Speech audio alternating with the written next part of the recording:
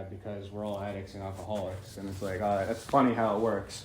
When I want to relate to people, I can, and when I don't want to, I can't. But so in my experience, I started using drugs and alcohol not that young, relatively, but as soon as I started using, I was a blackout drinker right away. I don't know. I just loved how fun it was and how it made everything kind of just go away. I didn't have any worries or anything like that. And I didn't become this horrible alcoholic as a 16-year-old, but it was obviously that I had problems. I think I tried everything I was curious about within the first year. And I don't come from Philadelphia. I come from Doylestown, Pennsylvania, the suburbs. Grew up in a nice house. My family was functional. I had pretty much everything given to me, a pretty stable grounds to grow and excel. And I effed it all up. There was you could have given me everything and I still would have said it's not enough, spit in your face and F it up. But my parents realized I have a problem when I first started. So they tried sending me to a program, a rehab, an outpatient thing. I am not fit for that. I'm not hearing anything. I resent myself out of it. I run out of the place every time they force me to go there. Anytime someone gives me a drug test, I'm going to smash it immediately so that you learn not to give me a drug test. And then so people kind of backed off on me and they just let me do me. And I kind of convinced myself and everyone around me that I was being productive and I was in control of my life. Although I just had this rampant substance abuse in the background and it was just ramping up. It was just getting worse and worse and worse. Fast forward, I think I'm 17, I get my first DUI. That's when the consequences first start. I get away with a lot, I really do. During my DUI, I had a bottle of lean, and I was selling lean. And they were all in different bottles, and the cops asked me, what is that? What is that? I'm like, oh, it's just Mio water. And that happened all the time. I would just get away with all these things, and it was just delaying the consequences that I needed to take action. Because I don't know in your experience, but I'm not gonna go to rehab or I'm not gonna go to Alcoholics Anonymous when everything's going according to plan. If I have a job, a girlfriend, and a car, I'm just not coming to AA. There's just no way you can convince me that I'm not in control because it looks like I am. I have to burn everything down. So over the next 7-8 years, I continue to get worse and worse and worse. I had my first Alcoholics Anonymous meeting from that DUI court ordered. Everybody, I just didn't hear the message. They told me, why are you talking about drugs in here? You have to talk about alcohol. And I just got up and left. I'm like, you guys are useless. And I forged all the signatures, gave it to the court, and whatever. The alcoholism starts getting worse. I was a blackout drinker immediately. And now I'm drinking every day. I wake up in the morning, I'm drinking. I'm just drinking throughout the day, and it starts getting in more quantities. And then eventually, I'm talking in years, I can't stop. I realize that I can't stop, and I still think it's manageable. I'm under this I don't know if the addiction convinces you, but it does. They call it cunning, baffling, and what's the other? Yeah, all those things. It just it wants to kill you. If you can't see that, then it has a grip on you. But my disease progresses to the point where I'm starting to black out for days, sometimes weeks. In the very end, my blackout was a month long. I was not to disrespect the AA program, but I abused everything. Benzos and alcohol kind of became my concoction that I was really comfortable with. I, at the time, believed that there was less consequences because the hangover wouldn't be as bad if I was using benzos. And, if I just never stopped, that's when I realized that I couldn't stop. And then you start finding out that there's risks of seizures. And then you're afraid to even stop. I was afraid to even stop using. And so it just got worse and worse. And in the end, it doesn't even matter how much I was using, but there was just no way that I could safely detox myself or taper off successfully. It was just unsuccessful attempt after unsuccessful attempt. So people in my life start telling me that, like, you know, they have Narcotics Anonymous. You should go to that. I go to Narcotics Anonymous, and every single meeting I go to is torture. Like it's like nails on a chalkboard. I feel like I'm going in there and I'm listening to everyone bitch, moan, and complain, or talking about their dead goldfish or their dead grandmother.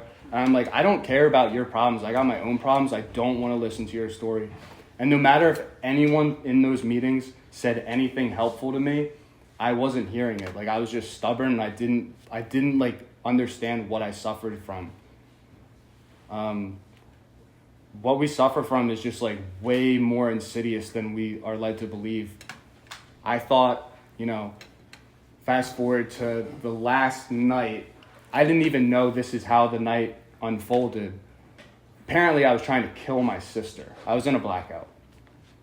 The cops came, you know, cuffed me. My sister was apparently getting asked if she wants to press charges. She was like, no. But I had to go to rehab. That was like part of the deal. In my mind, for some reason, I thought I was like on the couch, and my mom was like, oh, you should go to rehab. And I was like, yeah, I will. And then, you know, the next day I drove myself to rehab in a blackout, woke up on the side of the highway, went through intake in a blackout. I basically kind of just teleported there. I would teleport all the time. Like, when you have blackouts for a week long, like, I woke up in Florida one time.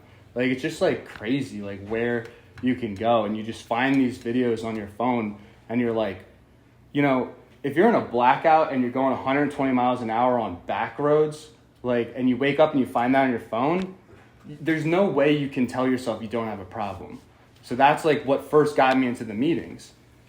But then I go to these meetings and they don't get me sober. Like, I think when I go to an NA meeting that I'm going to walk in and just like the obsession is going to be removed.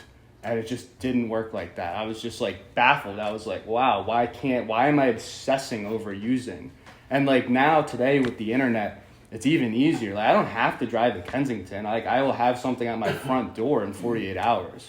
Like, it's just that simple. And I'll just borrow some from, you know, and when you're ordering on the internet too, like, things are so cheap. That's another problem with like how cheap it was, how cheap you can find stuff. It's like ridiculous. And it's dangerous because it can enable you to use for a long, long period of time, and the damage you can do is just so bad. And when you have a supply that's just when there's just a lot, that's what enables you to keep using. And it's just that's the devil of it. And luckily I got put into a detox. I was not paying attention at all. I was always the person coloring as if like my life depended on it. All of a sudden I was like an artist. Like, I am not a fucking artist. But I wanted to believe I was. Anything to distract myself. You remove my phone, you remove my drugs and alcohol, and now I'm this mental patient, and I have to color, or I'm not gonna be okay. And I was using very heavily, and I was withdrawing really bad. I couldn't control my neck, I couldn't control my arms or my legs. That was a big wake-up call. I remember calling my first sponsor, and he was like a neurosurgeon, and he like operates on mice, and he gives mice like fentanyl and like other drugs, and he like observes what happens. And I called him and I was like, why am I like twitching like this? And he's like, I told you, when you're taking that stuff, it's messing up your GABA, and then you'll have these uncontrollable twitches. I'm like, you never told me that. He's like, I told you that multiple times. That's the blackouts for you. I have no recollection of him telling me that. And then, you know, the consequences come, and they'll come in different forms. As you go through the program, amends, that's a big wake-up call for when, you know, you have to pay for your sins, if you want to call it that way. But not to get ahead of myself, I'm in detox rehab, and something interesting's happening. I'm getting removed from drugs and alcohol. I get another day and another day. And like, I'm getting worse. Like, that was like the big thing that I started noticing. I started getting crazier. And it was manageable at first because every aspect of my life was controlled by the nurses or the sober house people or whatever. And it was kind of normal. And it was like being institutionalized where everything is controlled for you. So you can't really hurt yourself that bad. They're giving me all the meds, the comfort meds that they'll let me take. And I don't know, I'm just kind of going through the motions. They tell me at the end of my detox, they're like, you know, you have good insurance. You know, this is a blessing. This is your first time in a facility. If you can use it to your advantage. The insurance companies are willing to put out more money since it's your first go. I had nothing else to come home. Like if I came home here, I was being honest with myself. I knew I was going to use. I would fantasize about using every single minute of the day. There's no part of the day where I wasn't thinking about drugs. Thinking about drugs made my mouth water. Like hearing even Advil shake in a bottle just like does something to my brain. I just kind of go brain dead for a second because the obsession, like it's like amazing like how these drugs and alcohol can be such a good solution that your brain obsesses over them, and it obsesses over them so much to where you're like a freaking mouse that hears a bell and you start drooling. It's absurd. So they convinced me to go to a PHP house and to do another rehab up in Massachusetts. And I say, you know, sure, I have nothing going on in my life down here. I might as well go see the world, right? Like, they're going to pay for it. I'm going to do it. So I do that. I get put into a PHP house. Every single day is just a complete struggle, even though it's not. They put me in our PHP house was in Boston. I think the house was like millions of dollars. I mean, of course it was huge, and that's how they fit like 40 of us in there. And it smelled like Axe body spray and farts, but and like there's 4 of us to a room. And sure, like there was people that weren't doing the right thing, and then people that were trying, and then there was the people that were still hallucinating. It was just a mess, and I kind of loved every second of it. It was as chaotic as my life was before, except we were kind of all in it together, at least trying to get sober, even though we didn't understand fully what we suffered from. And like I say, every day I'm getting another one of these sober days. I'm still getting worse and worse in my mind. I'm getting more resentful. I'm using more of like my character defects to cope with my reality. I just can't be trusted. Anytime I get an opportunity to use, I'm using. I can't put any like real sober time together. You know, I'm sober for the most part, but bringing it to the grocery store, damn well I'm using that nitrous and that whipped cream and hiding it behind the paper towels. I don't know why they brought us to the grocery store, but I mean, anything to get relief. I was just crying for help. You know, fast forward a couple months, I'm just doing my time in this rehab. And one time the group is like, they're talking about rigorous honesty. And they were like, you know, this honesty will set you free. Like, they're like talking to me in a way. They're like, not talking to me actually, but I'm hearing it for the first time as if they're talking to me. And they're like, if you're really struggling, you have to get rigorously honest with yourself about like your situation and your recovery.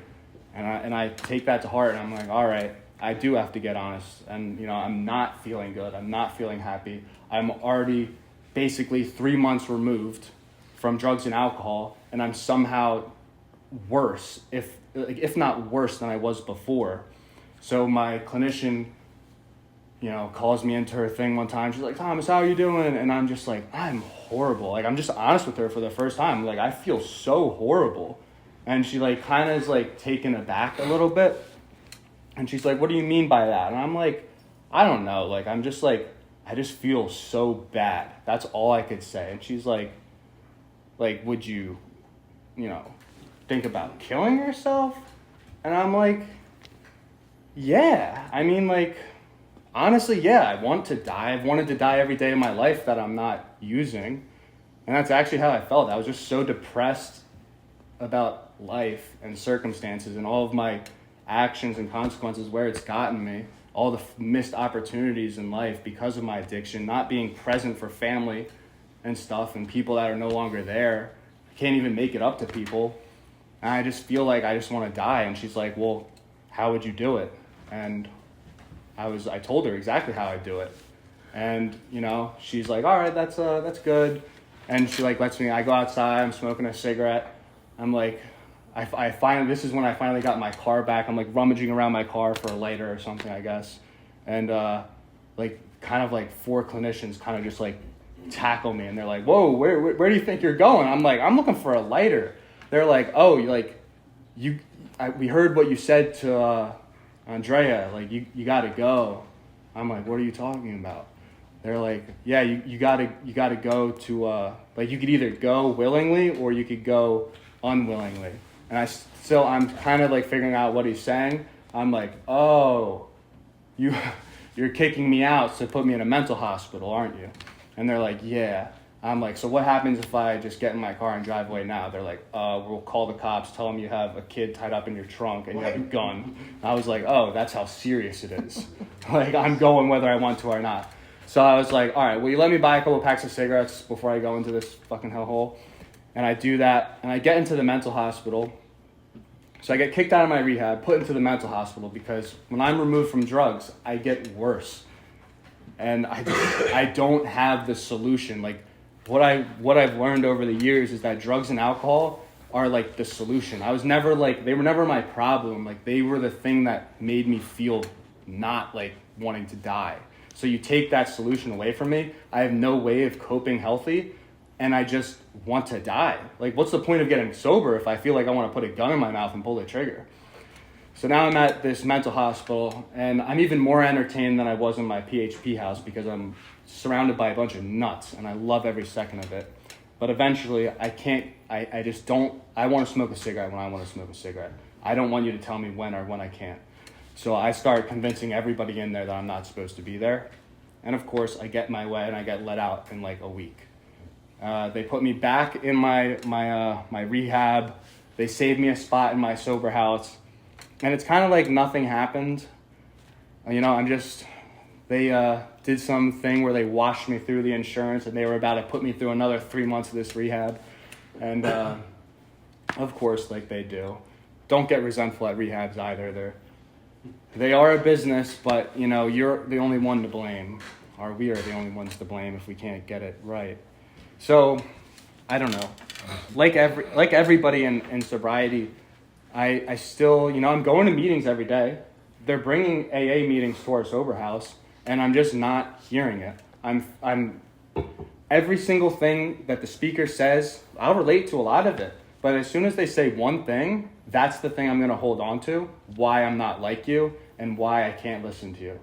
Either I'm starting to hate the speaker or I'm hating AA. I remember a meeting, it was just too hot in there. And I was like, I hate AA. I can't do this anymore. And like, that's just ridiculous. So I resent myself out of my sober house. You know, it was one too many times where someone didn't clean a knife or a fork, and I was just done with it. I asked my mom, I'm like, you know, kind of lying to her. I think I couldn't get sober. Not that I was like relapsing actively. I just kept having like an opportunity with like whipped cream or like something. But they were like telling my mom, and I was like, I just flipped out the whole rehab, got resentful, moved back to Pennsylvania. And I moved back to Pennsylvania, sit in my house. You know, it's nice. Like, my mom is kind of like, you know, she's like kind of stepping on eggshells, but also like trying to be on my butt about getting, you know, my stuff together, like getting a job and doing all the things. She's not an addict. She doesn't know like how important meetings are. I remember the first time she went away and I was home alone. There was beers in the fridge. I brought the beers inside, put them on the kitchen counter, and I was literally just staring at them. I was like, I know I can't drink successfully, but like, you know how good it would be to actually just drink? And that was like the insanity. And it was just like torture. It was my version of torture. Putting the thing that solved all my problems, all the craziness that was going on in my head, the thing that would make it all just go away was right in front of me. So I don't know if it was a God shot or something, but something told me, just go to an AA meeting. Pulled up my phone, went on the meeting finder, went into Doylestown, and just listened to a meeting. Absolutely hated the meeting, like every single time I went to an AA meeting. It was just, I found a problem with everything. I resented myself out of the meeting. But a couple people noticed that they've never seen me before, and they just dive bombed me. They're like, oh, what are you doing? Like, oh, do AA with us, basically. Like, be my sponsee. Like, I'll sponsor you right now. And I was just like, whoa, that's crazy. I just got out of a 6-month commitment. I'm not trying to overdose on AA or anything. I've already done enough sobriety. Like, just let me breathe. I want to do it as I please. I'm still, like, in control of my will. I slowly get into AA. You go to enough AA meetings, and, like, you'll meet the right people, and they'll kind of, like, trick you into sobriety if you're around the right people. Like, I don't go to young people's meetings. I just don't think there's good people that are young and sober, but there's a lot of people that are just, like, their head's not in the game. Like, if you use like me, like, it's just life or death, and you have to get this thing. Or you just got to be sick and tired of being sick and tired. That's another good saying. Like, how many opportunities do you want to let go? Or, like, how much more life are you just want to be asleep at the wheel at? It's just such a gnarly disease that it can just rob you of your whole life. So, you got to get that willingness. And the rock bottoms that we go through are those, like, little patches of life. Like, yeah, rock bottom is horrible. And I've had so many rock bottoms. And there's, like, you get, like, that shining light where it's like, I'm never going to drink again. And you, like, believe it in your heart. That's when you got to, like, grab it by the balls and just go full force in it. Because as soon as you get, like, 2 days of no consequences, you're just back on your BS. And you'll be using again. And then it'll snowball, and then you'll be at another rock bottom. So you got to, like, strike while the iron's hot. I didn't realize you were recording any of this. I know Ron said to. But yeah, so you get a good sponsor. That really helps. You find meetings. And, like, I'm not telling you that if you don't do a meeting for the rest of your day, every day for the rest of your life, you're going to die and your life's going to be miserable. In the beginning, I would recommend 1 or 2 meetings every single day until you're able to go through all 12 steps and sponsor someone. That will give you really good grounding. And then you can make the decision whether you want to mess it all up again. And that's on you. And at least you have, like, seeds planted that you could, I did all the steps. And I relapsed multiple times. But when I relapsed, it wasn't the same. It was like I knew I was doing something wrong. And they don't lie. I mean, I'm sure some of you have relapsed if it's not your first time, right? You kind of pick up where you left off. It doesn't, I didn't, magically start drinking like a normal person again after I went through the 12 steps.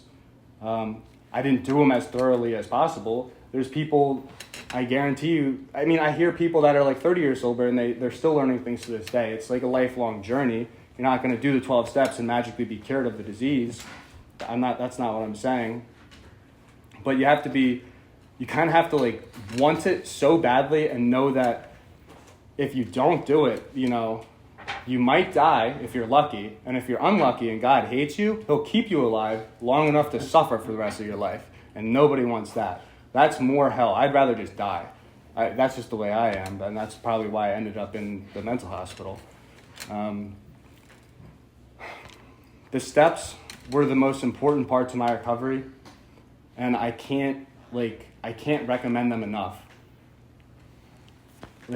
When I was doing meetings without the steps, you know how they say meeting makers make it? That is the biggest load of horse shit I've ever heard. Not to offend anyone, but simply going to meetings, at least in my experience, does not keep me sober. It keeps me resentful because I need to have a program.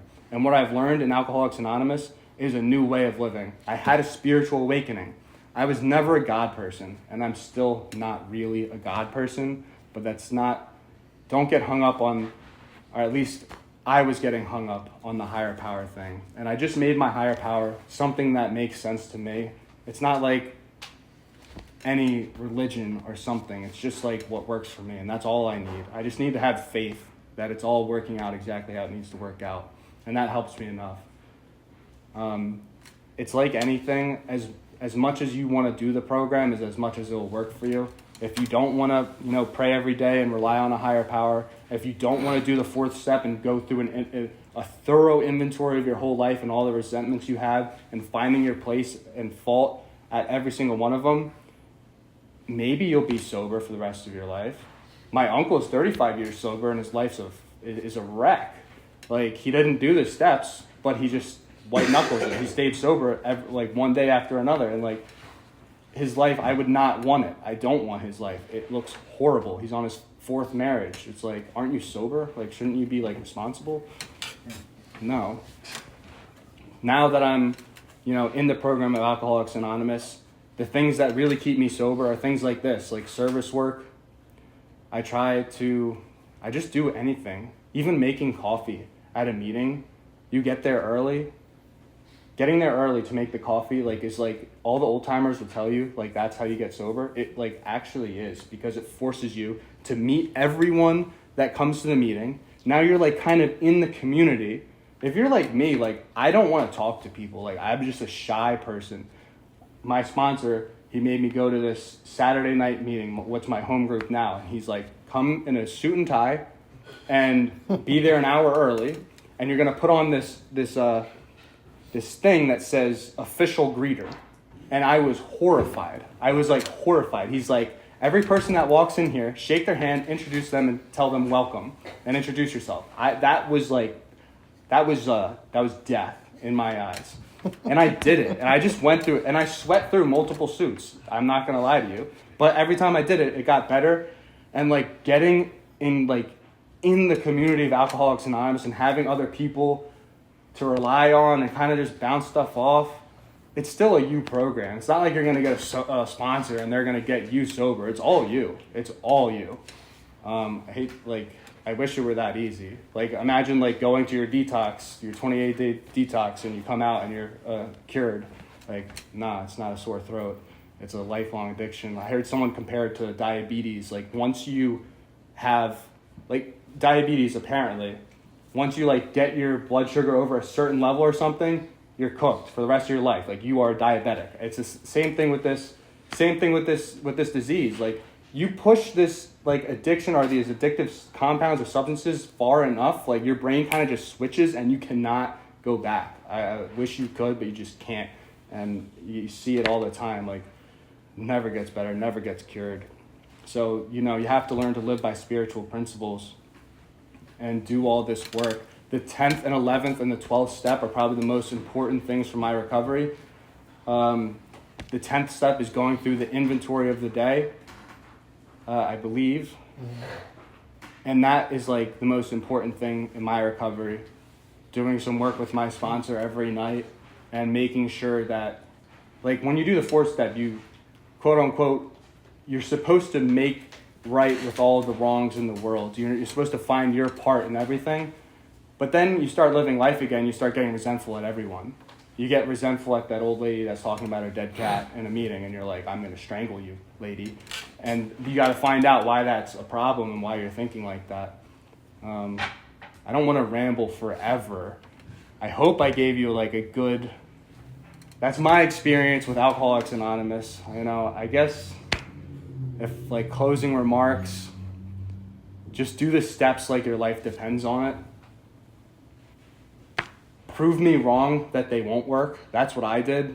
I was I'm going to be the first alcoholic that does all 12 steps and still doesn't get better. Well, if you do them thoroughly and honestly as you possibly can with all of your heart, you'll get something out of it. I promise you that. And that's all I have.